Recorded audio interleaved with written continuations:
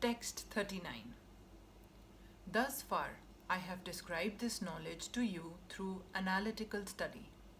Now listen as I explain it in terms of working without fruitive results.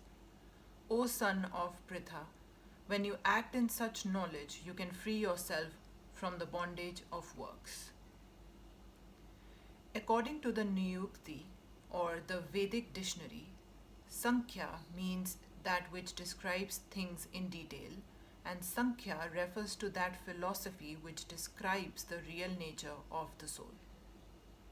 And yoga involves controlling the senses. Arjun's proposal not to fight was based on sense gratification. Forgetting his prime duty, he wanted to cease fighting because he thought that by not killing his relatives and kinsmen, he would be happier than by enjoying the kingdom after conquering his cousins and brothers, the sons of Dhritarashtra. In both ways, the basic principles were for sense gratification. Happiness derived from conquering them and happiness derived by seeing kinsmen alive are both on the basis of personal sense gratification, even at a sacrifice of wisdom and duty.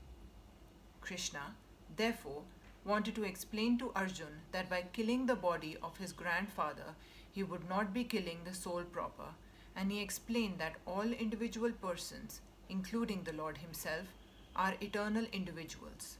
They were individuals in the past, they are individuals in the present, and they will continue to remain individuals in the future because all of us are individual souls eternally. We simply change our bodily dress in different manners, but actually we keep our individuality even after liberation from the bondage of material dress. An analytical study of the soul and the body has been very graphically explained by Lord Krishna. And this descriptive knowledge of the soul and the body from different angles of vision has been described here as Sankhya in terms of the Nirukti dictionary. This Sankhya has nothing to do with Sankhya philosophy of the atheist Kapila. Long before the impostor Kapila's Sankhya, the Sankhya philosophy was expounded in the Srimad Bhagavatam by the true Lord Kapila, the incarnation of Lord Krishna, who explained to his mother Devhuti. It is clearly explained by him that the Purusha or the Supreme Lord is active and that he creates by looking over the Prakriti. This is accepted in the Vedas and in the Gita. The description in the Vedas indicate that the Lord glanced over the Prakriti or nature and impregnated it with atomic individual souls. All these individuals are working in the material world for sense gratification, and under the spell of material energy, they are thinking of being enjoyers. This mentality is dragged to the last point of liberation when the living entity wants to become one with the Lord.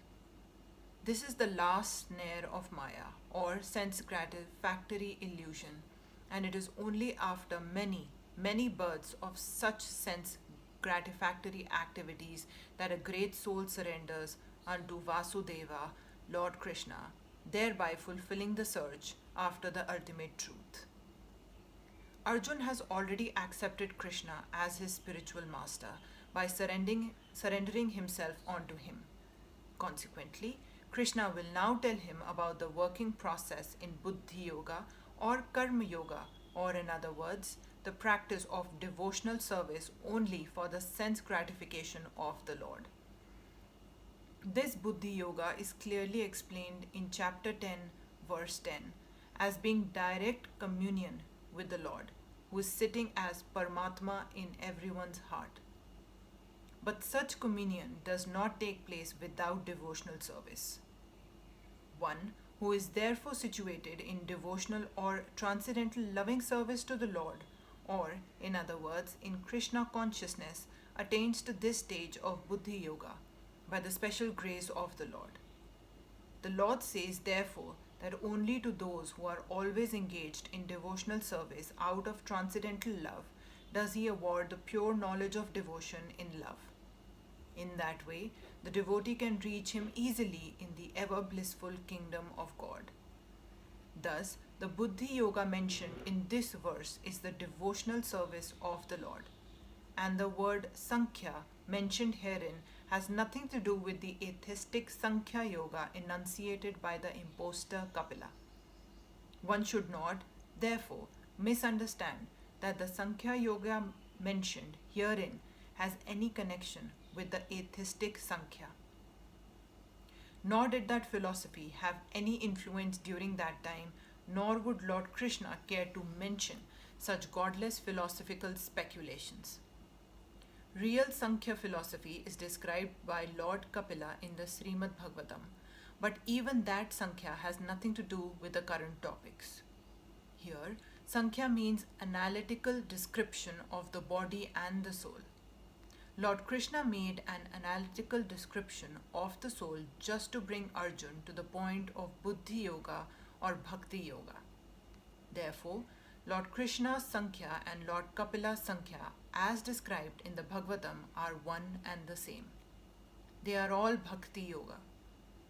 Lord Krishna said, therefore, that only the less intelligent class of men make a distinction between Sankhya Yoga and Bhakti Yoga.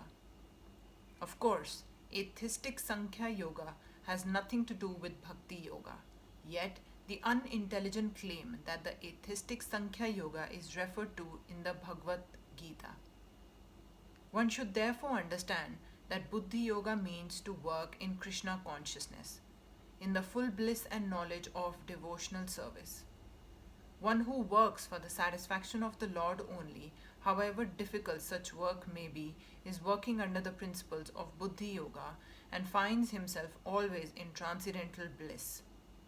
By such transcendental engagement, one achieves all transcendental understanding automatically by the grace of the Lord, and thus his liberation is complete in itself, without his making extraneous endeavors to acquire knowledge. There is much difference between work in Krishna consciousness and work for fruitive results, especially in the matter of sense gratification for achieving results in terms of family or material happiness. Buddhi Yoga is therefore the transcendental quality of the work that we perform.